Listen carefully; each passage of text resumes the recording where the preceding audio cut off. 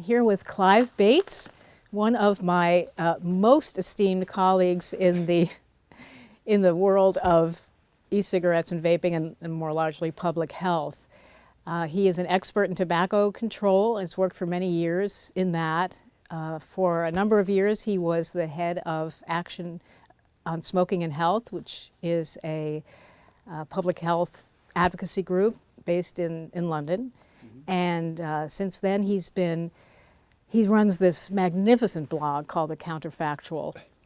And his your analytic skills are just, and your knowledge, the scope of your knowledge is really amazing. And you're a wonderful writer as well. So I'm so thrilled to have you here. Is the whole interview going to be like this?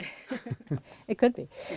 So let's talk about e-cigarettes, vaping, tobacco harm reduction.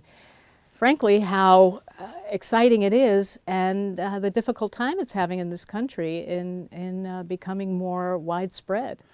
I mean, in the world of tobacco, there's just been the most amazing developments in the last few years. I mean, we have ongoing, essentially, a technology-based disruption of what is a huge and stable, entrenched industry. So the tobacco industry is about $800 billion worldwide. So it's a huge industry, selling about 6 trillion cigarettes to around just about 1.3 billion smokers. Okay, massively profitable, and its profitability has been rising over the last decade. You know, people in our business, tobacco control, often think we're winning, but if you measure it by the profitability of the companies, we're definitely not winning. So along comes a new technology. Essentially, developments in batteries mean that you can now heat a liquid to create a vapor aerosol that will deliver nicotine to the lungs in a way that many smokers find satisfactory, without all the stuff that goes with setting fire to tobacco leaf and inhaling it. And it's that products of combustion of organic leaves that do all the damage associated with smoking. So the experts in the UK have assessed the evidence, and they would say that e-cigarettes, vapor products, are likely to be at least 95% less risky than smoking, and probably a lot lower than that even, just based on the toxicology of what's in the vapor. And in that understanding, there is the most amazing potential for a public health breakthrough in the United States, in Europe, and worldwide. Right. Actually, this is something we can come back to, but it's so fascinating how your country is so progressive on this product, which is referred to as in the FDA by electronic nicotine delivery systems, ENDS, also known as vaping, e-cigarettes, and which are now in their third and fourth generation of devices, so they can deliver nicotine more efficiently, but still not as good as the actual product. Yeah. I think we didn't get off to the greatest start in the UK.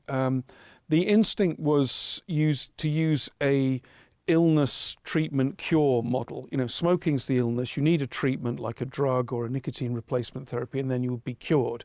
And what they did was conceive of these things as a treatment like nicotine replacement therapy or Chantix or one of those medical things that in which a medical profession intervenes to give a smoker a medical thing that cures them of smoking. Of course, that's not what it is.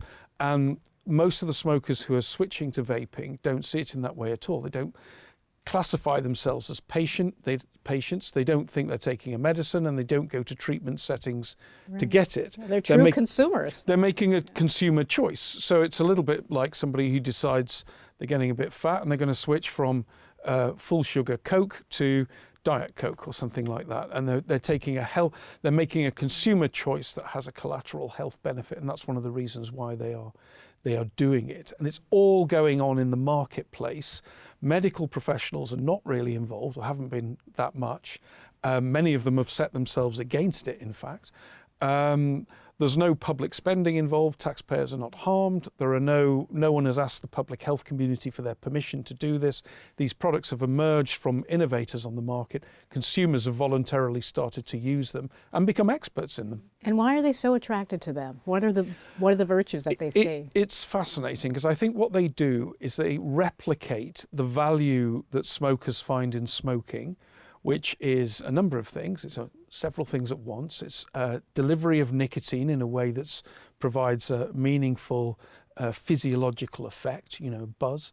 It replicates some of the throat effects. It provides taste. It provides warmth. It provides something to have in the hands, behavioral rituals, something that fills rituals that happen at certain times of day, having the coffee and morning croissant, reading the newspaper, that kind of thing.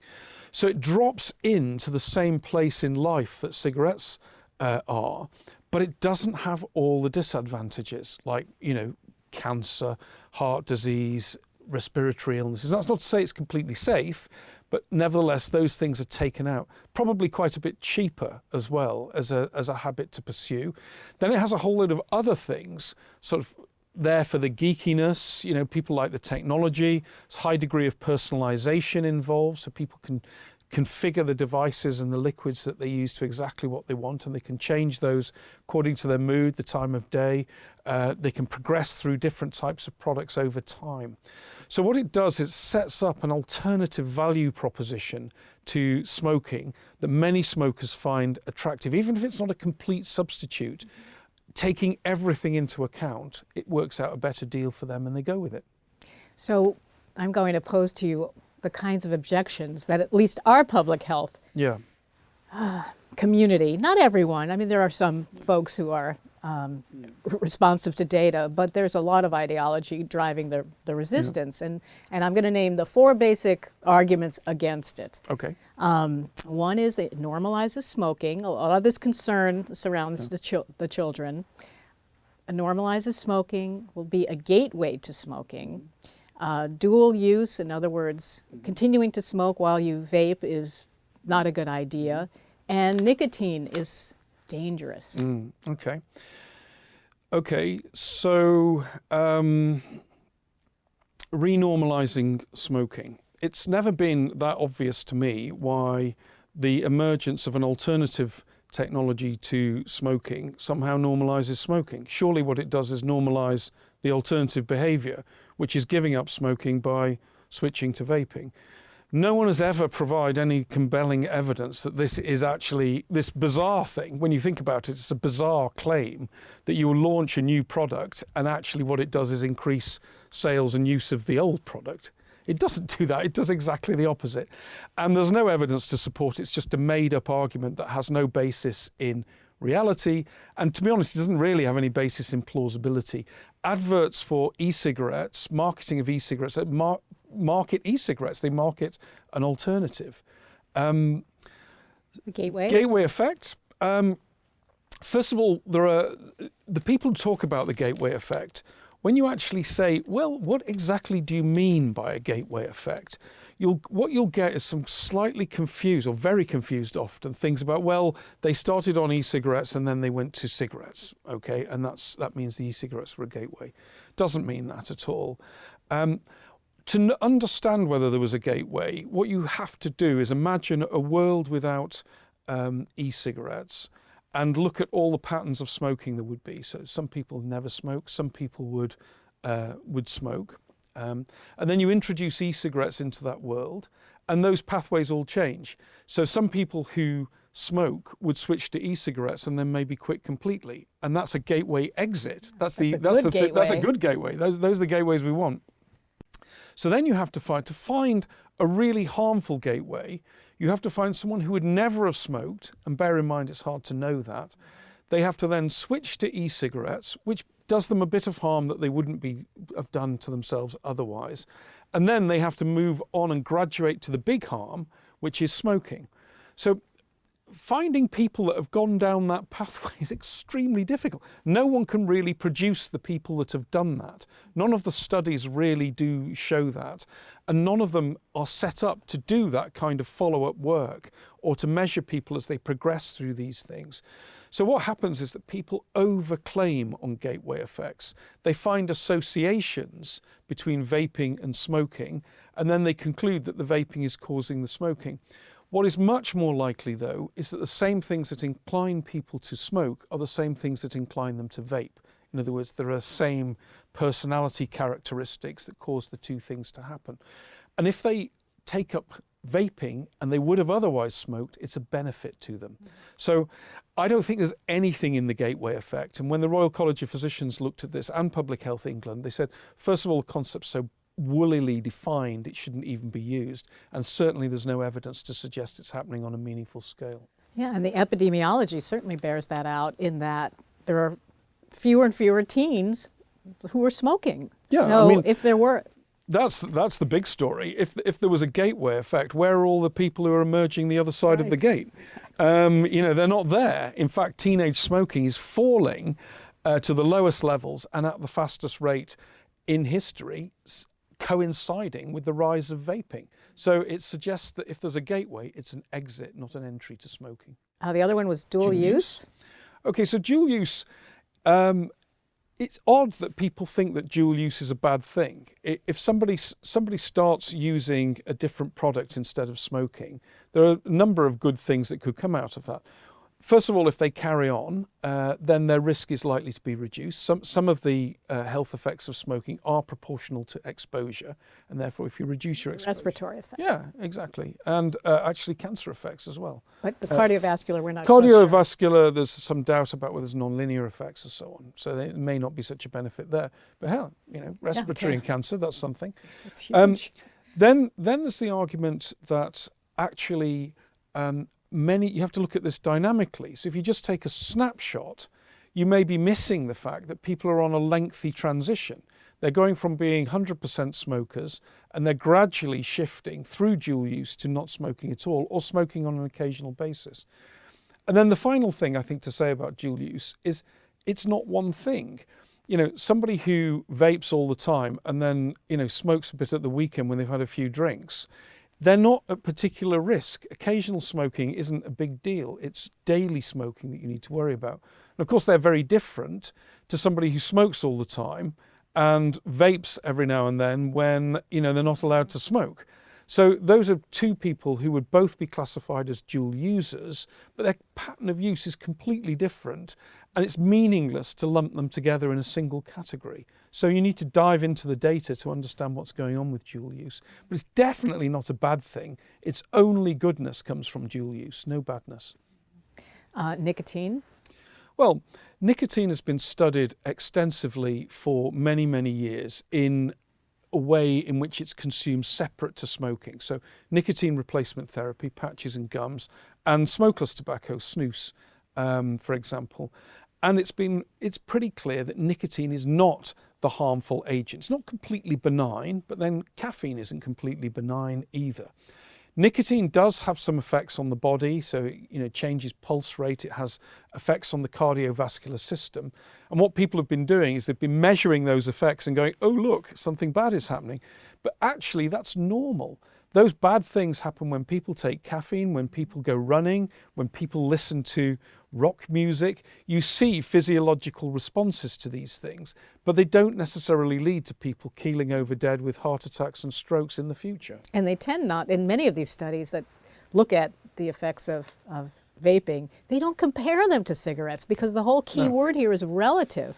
Well, the Surgeon General did a very exhaustive review of the health effects of smoking, and the conclusion of that was that the things that cause cardiovascular disease in nicotine is the products of combustion like carbon monoxide, oxides of nitrogen. They're just not present in e-cigarettes because there's no combustion. So I think they're trying to argue that nicotine is a harmful agent because it's integral to the product. You obviously can't take it out or it's no longer a substitute. But we've never heard in the past about passive nicotine exposure. We've never really had the emphasis on nicotine as the harmful agent until now. And the truth is, it's not completely benign. There may be issues for pregnant women or for teenagers, but in all circumstances, it's better to take nicotine from an e-cigarette than nicotine from a cigarette. Absolutely no question. Whether you're pregnant, whether you're 4 years old, that is always an improvement. Right. And I'm just going to add one more, which is flavors. That's a big issue. Yeah, I mean, it's a way to lure children. Yeah, flavors have been seen as the problem issue. And of course, all people say, well, you just ban flavours. Well, if you're going to ban flavours, you're banning the product, because all e-cigarettes use flavours of one form or another. Sometimes it's a tobacco flavour, but it's still a flavouring. Okay, now, the flavours argument is quite complicated, I think. First of all, you'll see people, they'll say, gummy bear, that must be designed to appeal to kids. It's not appeal to any kids that I know. The adolescents that are vaping actually are trying to do what adolescents normally do, which is try to look like adults. They're not trying to do things that reinforce their childishness, which is what things like Gummy Bear do. Most people using those sort of products are adults wanting a kind of retro feel. They're wanting to sort of, remember their childhood or whatever. The second thing to say about flavours is, supposing they were the second thing to say is they're very, very important in the appeal to adults. They are absolutely essential. And if you're going to give up on flavours, you're basically going to be making the products less appealing to adults, which means fewer will switch and more will relapse. So there is a major price to pay if you're going to do something about flavours, because that's integral to the value proposition. So then you have to determine how harmful are flavours when it comes to young people. First of all, there's very little evidence that flavours are actually causing kids to vape at all. They have preferences for flavours, but it's not clear that it's the reason why they start vaping. But even if it was, most of the kids who are vaping are people who would otherwise smoke or are already smokers. So if flavours attract them into vaping, it may even be a good thing. Now, that's an argument you never hear reflected on in the United States. The attracting people to vaping when they would otherwise smoke is a good thing. I'm not suggesting that you should just go around willy-nilly trying to attract kids to vaping, but there are public health consequences with banning flavours that would tend to increase the amount of smoking that goes on. And the number of non-smokers that are attracted by flavours into vaping and then smoking, tiny. You can't find them. Okay, so we have a product that is much safer than cigarettes, much less dangerous than cigarettes, estimated as 95% less risk by the Royal College of Physicians, Public Health England, which is the equivalent of our CDC here, from which you would never hear such a message. In the short term, people experience who have respiratory illnesses like asthma or COPD actually do better. Yeah. The gateway is going down. Granted, we can't say with certainty there's a causal relationship, but at least it suppresses one of the bigger arguments against it. In fact, the one that, again, the CDC is most concerned about. There may be some long-term consequences of inhaling what's called propylene glycol for 20 years, although the consequences have not emerged yet. And if they do, you can do something about them. The point is, unlike combustion, which is essentially an uncontrolled reaction, and you can't really control the chemistry of what's in smoke once you've set fire to the tobacco leaf. You can actually control what's in vapour because you determine what goes into it by what you put in. So if problems do emerge, it's a much more controllable, much more stable product to engineer your way out of difficulty. So even if ill effects do start to emerge, the chance that you can do something about them is before they become sort of epidemic proportions is much greater. And finally, the risk of cancer would decline precipitously. This is something that it will take time, so we haven't seen that yet. So all these virtues, what's the problem? At least in the United States and in much of the world, actually, in terms of disseminating accurate information about that and uptake of these devices. Well, I think it's a really interesting question. These are disruptive technologies, and it's not just the tobacco market that's been disrupted. I mean, there is if you like, a business model in tobacco control that has also been disrupted. Okay, and that disruption is probably quite painful for people who have spent their entire working lives fighting corporations, trying to persuade people to quit, trying to fight for clean air and all of this sort of thing. So, I think it's something that has broken into into that paradigm and hasn't been well received. So it's been defined, vaping and these new products have been defined as a threat rather than an opportunity. It's given them in some ways a new lease of life. It's turning over a new leaf? Yeah, sort of. It's turned them into, at last there's something new to fight against. At last the corporations, we're getting a bit bored with taxes and advertising bans. Here's something new come along that we can kind of renew our business model, and we can redouble our efforts against the sort of corporate tyrants. I do think there are a number of things. I think there's a doctorly thing which says, I'm telling you the best thing to do is quit, and you should quit. I'm the authority here, and that's my advice. And people confuse what they want and think is right with what is the right thing to persuade somebody or to help somebody reduce their own risk given their preferences. There's another thing which I think is kind of anti-corporate instinct. People are very distrustful of corporations and just assume that they are venal and predatory, even though most of the world runs on corporations quite successfully. That sentiment is really concentrated in schools of public health. Totally, yeah, I agree with you. I think there's just a strong sort of moralistic tendency that just says, these are impure things to do to yourself. They're just say no, abstinence only. We are not going to give up on the purity of our ideas just because a technology has come along that people like that reduce their disease. And that gets into a confusion about objectives. Are you trying to deal with cancer, heart disease and respiratory illnesses? Are you trying to stop people smoking? Are you trying to stop people using nicotine? Are you trying to stop people using tobacco? Are you trying to stop kids taking it up? Or are you trying to destroy the tobacco industry? Now, at one time, all of those things basically were roughly they are roughly aligned with each other. You were just fighting cigarettes, and you could fight that battle at all levels. But when you have radical differences in risk within the tobacco products and nicotine recreational products on the market, you start to force trade-offs between those objectives, which they have not actually acknowledged.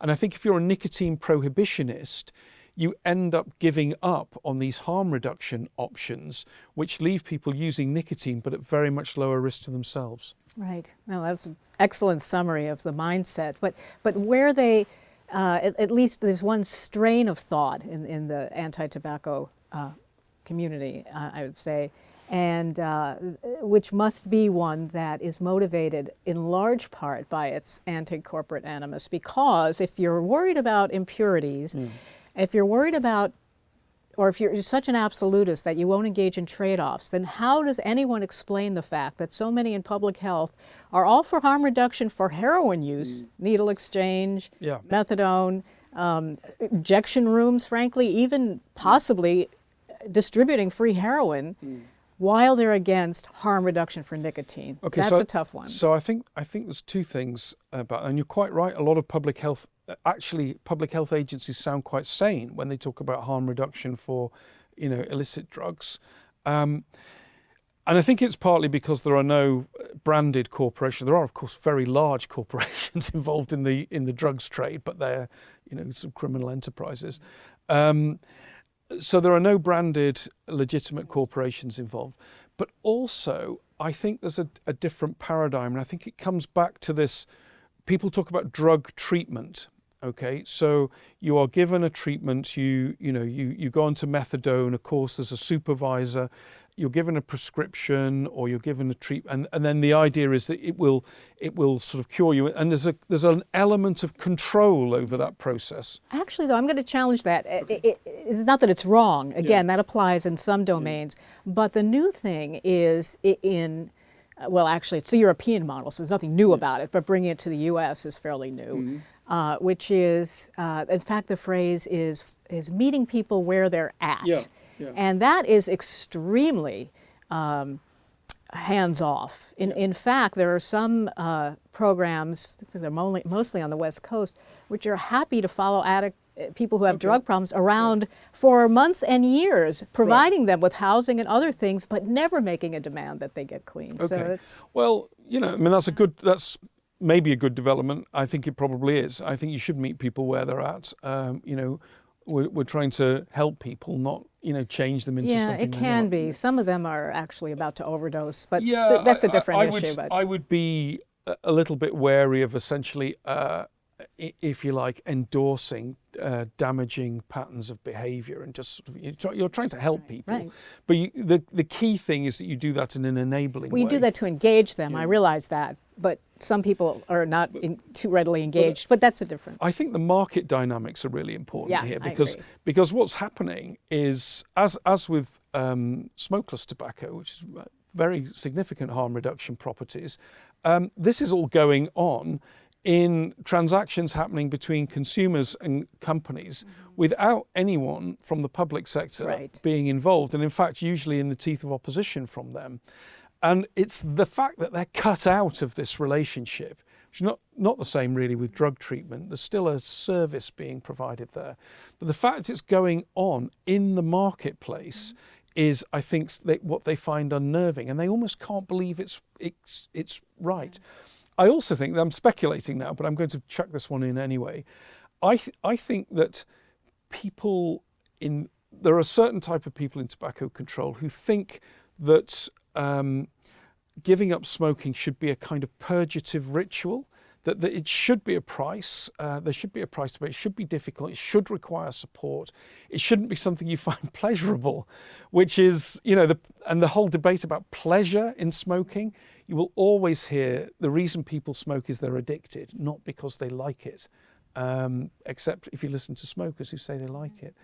And I think there's an analogue in that in diabetes, where there's actually quite a push against gastric bans, for example, as if it's a sort of illegitimate shortcut for, doing the right thing personally, which is eating a more modest diet and taking more exercise. Then let's move on to our FDA. Oh. Last April, it issued deeming regulations, which officially put electronic nicotine delivery devices under the umbrella of the FDA. And in the course of doing so, well, that's what I'll throw that to you.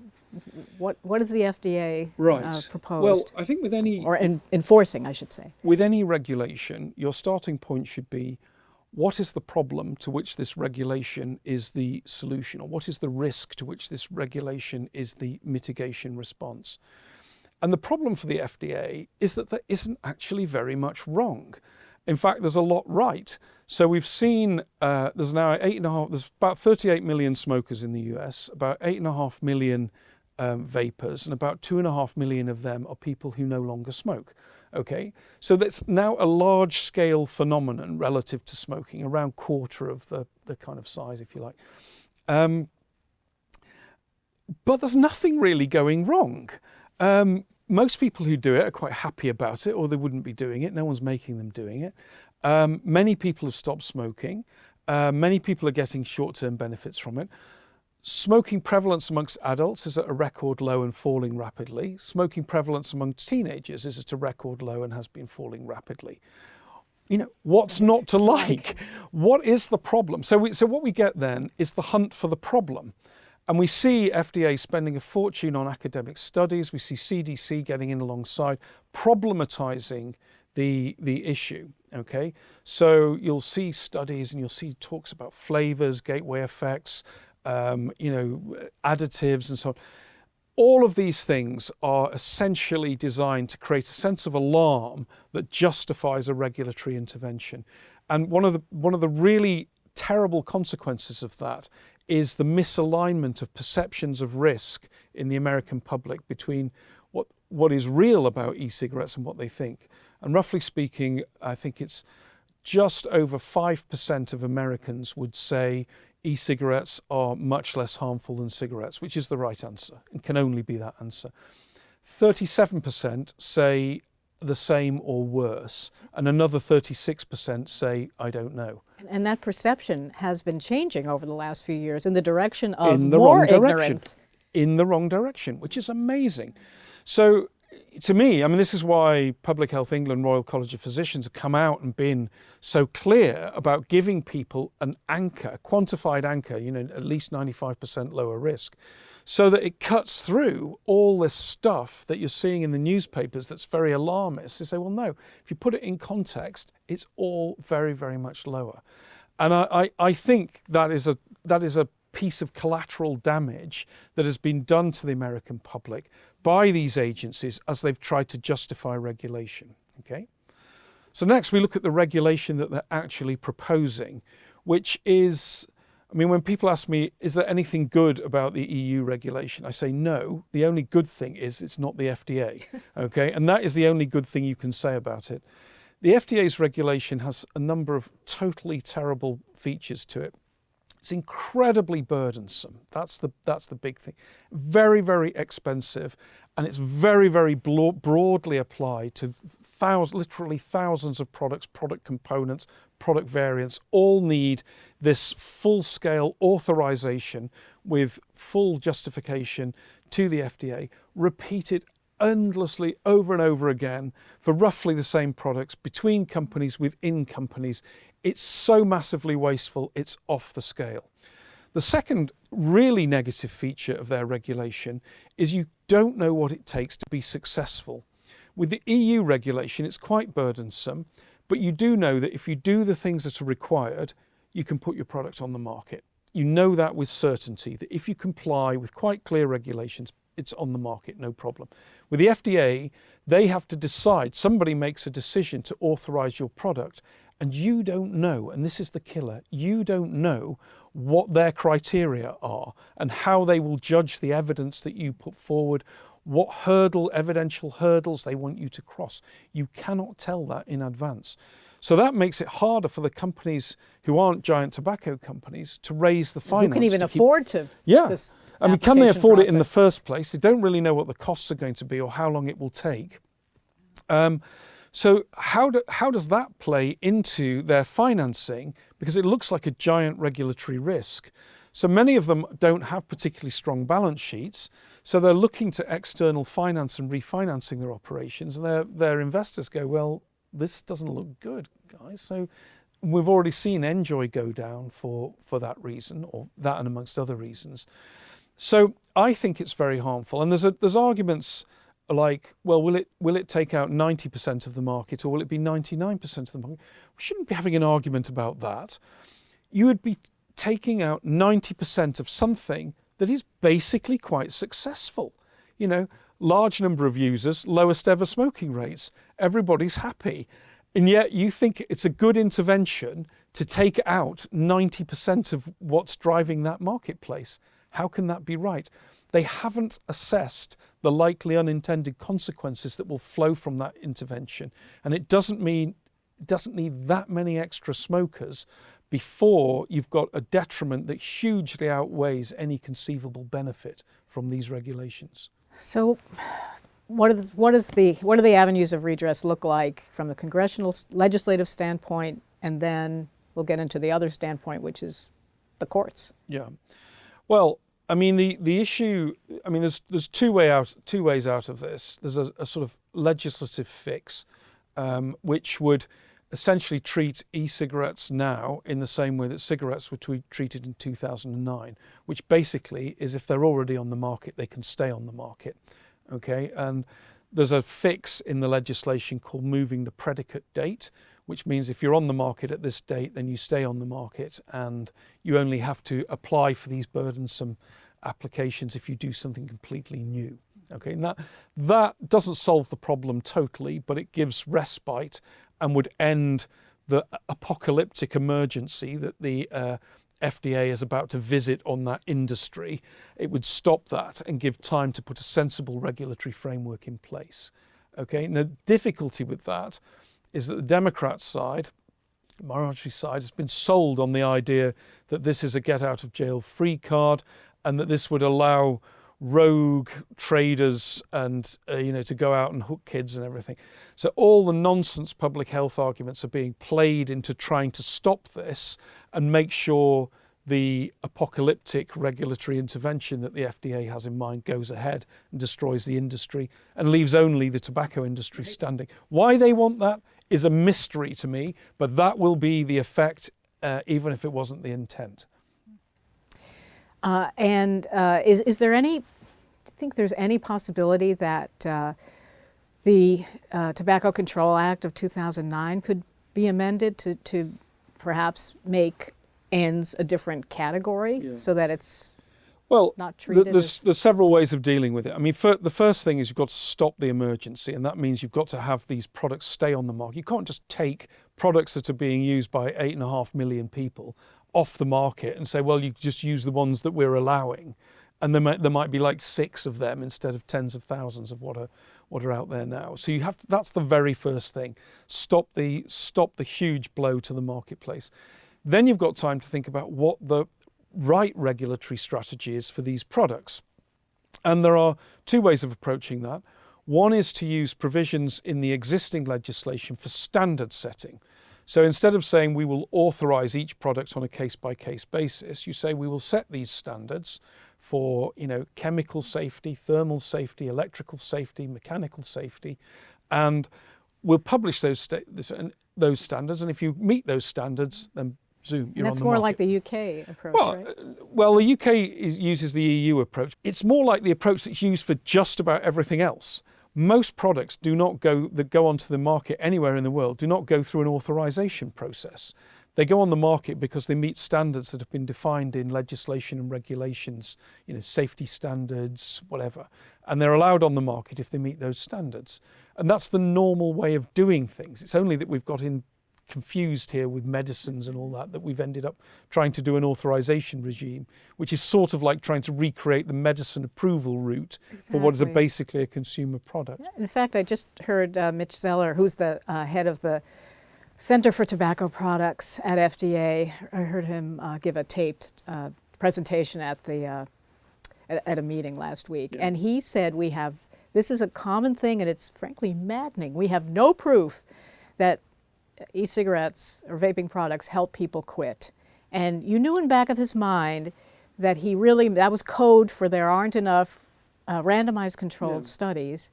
And while I hope they will come out. In fact, 12 are underway right now, and I'd be stunned if my hypothesis was not, or my null hypothesis was not rejected, which is to say that vaping devices were not more effective than patches and gums.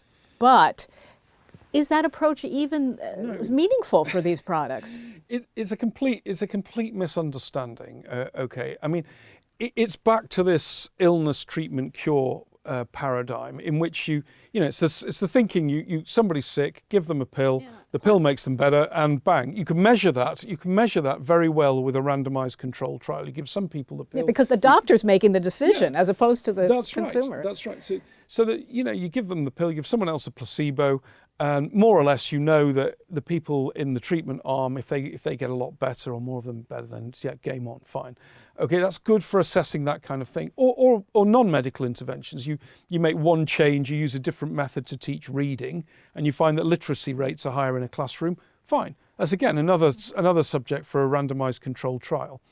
The problem with vaping is that it's a change happening within a very complicated behavioral ecosystem. Okay, so I'll just give you an example. The efficacy of vaping vaping devices could fall because there was a bad newspaper article saying vaping causes harm. Okay, and then people go, well, I don't want to do that then, so I'll give up. Now, that doesn't mean that the vaping device has changed, but it means external behavioral influences play a significant role.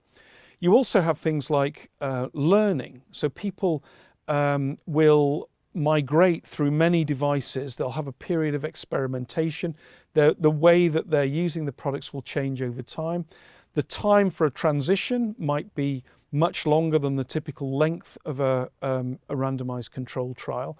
And then finally, your point is if 80% of people would like to try vaping as an alternative to smoking, and only 5% would like to try one of these antidepressant medications as an alternative to smoking. That's a significant difference that isn't captured in a randomized controlled trial, because everybody gets the treatment or not. Right, and especially since so many in the real world, in terms of ecological validity, so many people approach vaping after they've failed everything else. There's that. So the people who want to try, and they may not even want to quit smoking.